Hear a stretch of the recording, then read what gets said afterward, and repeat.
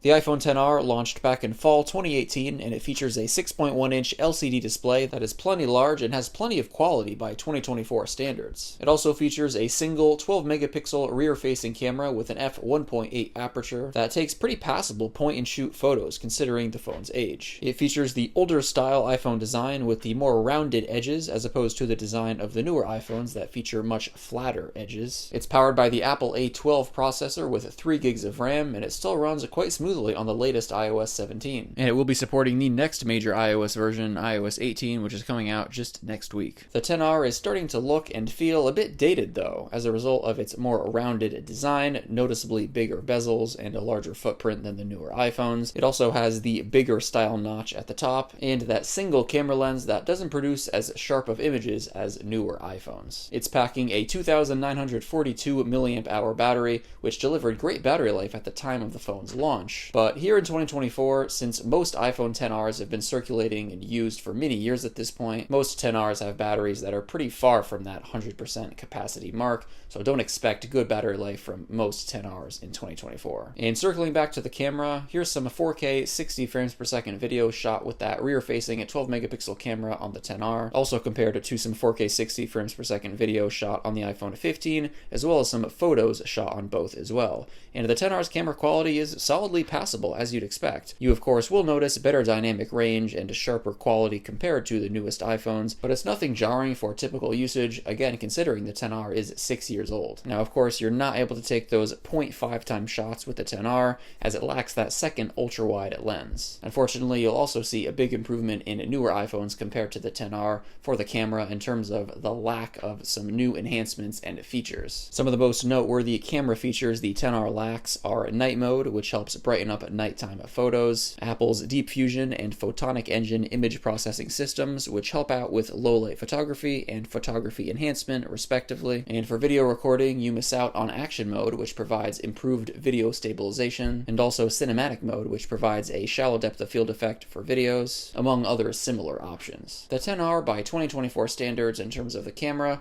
offers just the basics, and does a pretty good job at that. By the way, the front-facing camera on the XR is 7 megapixels with an f2.2 aperture, which is enough for your FaceTime or Zoom calls. And I want to take a moment and thank Giraffe Tools for sponsoring this video. The Gitrin 35-watt retractable charger provides you with instant access to power with just a single pull. The retractable mechanism allows you to extend and retract the cable to any length of your choosing, helping you maintain a tidy workspace whether you're at home, at work, or on the go, eliminating the annoyance of using tangled and messy cables, all while allowing you to charge up your iPhone very quickly. The charger also features a magnetic storage function for the retractable cable that tidies up the charger for storage or travel. In addition to the built-in retractable cable, it also features an additional USB-C port allowing you to charge 2 devices simultaneously. The built-in cable is 0.8 meters and features a flat design, supplying efficient and reliable power with a 3 amp output. And thanks to advanced gallium nitride technology, these chargers feature high-efficiency chips that protect against overcharging, overheating, overvoltage, overcurrent, and short circuits, ensuring quick and safe charging, all in a small and compact package that's just 28 millimeters in width, allowing it to easily fit into power strips and wall outlets without blocking other adjacent outlets. So if you're interested in taking your charging experience to the next level with the Gitrin 35-watt retractable charger, check out the link in the video description down below. Big thanks again to Giraffe Tools for sponsoring this video. So diving more into the XR's display,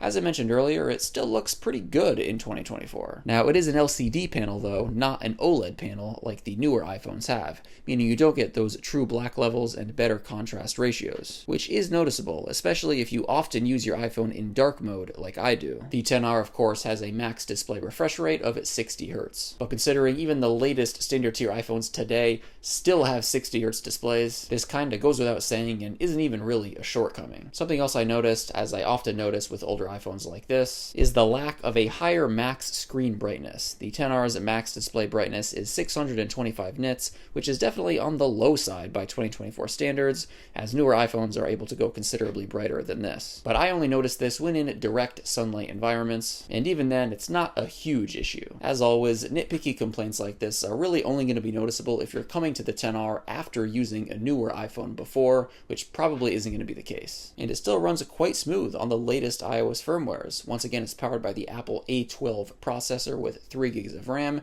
which still provides plenty of processing processing power for typical usage. The A12 processor has aged quite well. Of course, this iPhone isn't going to be the fastest device out there, but again, it's got plenty of processing power for typical usage. The most noticeable physical difference between the iPhone XR and newer iPhones is the way that the phone feels in the hand without a case. The rounded edges are definitely more comfortable to hold, even though I personally prefer the look of the flat edge design that the newer iPhones have. But the older, more rounded edge design is undoubtedly more comfortable in the hand. But considering pretty much nobody uses their iPhone caseless, this probably isn't going to matter that much. Probably the biggest visual difference that'll stick out that distinguishes the XR from newer iPhones is the fact that it has one single camera lens on the back, as opposed to either 2 or 3, as every iPhone newer than the XR has at least 2 camera lenses. So let's talk overall value, price, and if it's worth buying the iPhone XR in 2024. So the XR features what I consider to be the bare minimum to get by for an iPhone in 2024. You get an okay screen, an okay camera, it runs fast enough on the latest iOS versions, and we'll be getting major iOS update support for at least another year with iOS 18. It has the overall modern iPhone format with a mostly full screen design,